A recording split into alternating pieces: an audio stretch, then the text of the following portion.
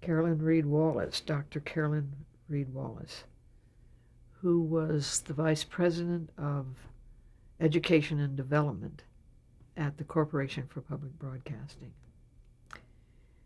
And among her other things, she would travel, and she was in London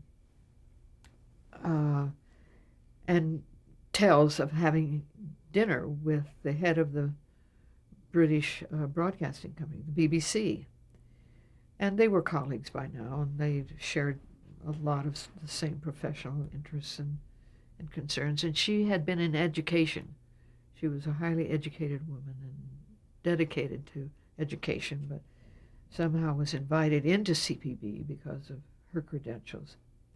And he said, as she recalled it, she said, "Carolyn, don't you think it's odd that all of the drama in America has a British accent and is London bound?"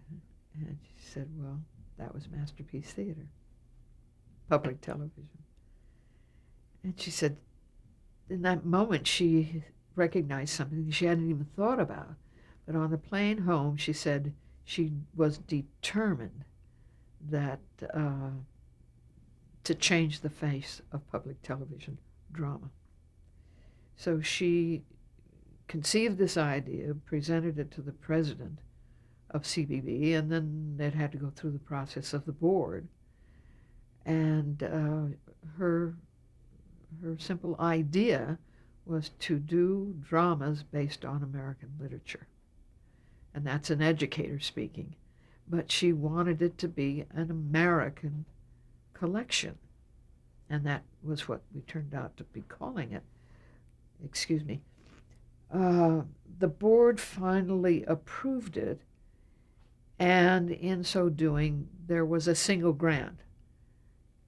And of course, all the CPB money comes from Congress. It's by Congress approval and conveyance, and then they siphon it off to the various systems in the public television network. But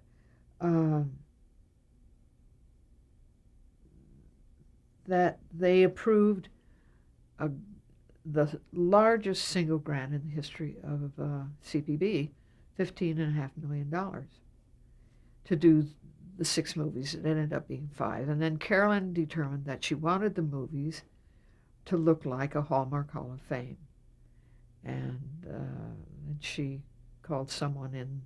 She wanted somebody outside of the public television experience. She wanted a whole fresh approach to all of this, and was forceful about it in a very quiet and dignified way. Very elegant woman, herself an African American. And she, through a Stephen Kulsecki, who was at KCET, said, well, Marian Rees and Ann Hopkins are making the Hallmark Hall of Fame. They probably are just what you're looking for. So a meeting was arranged, and we sat in our office for what would have been kind of an hour. We talked for 3 hours, and she stayed, and we talked the next day. We just simply hit it off and understood what she wanted to do.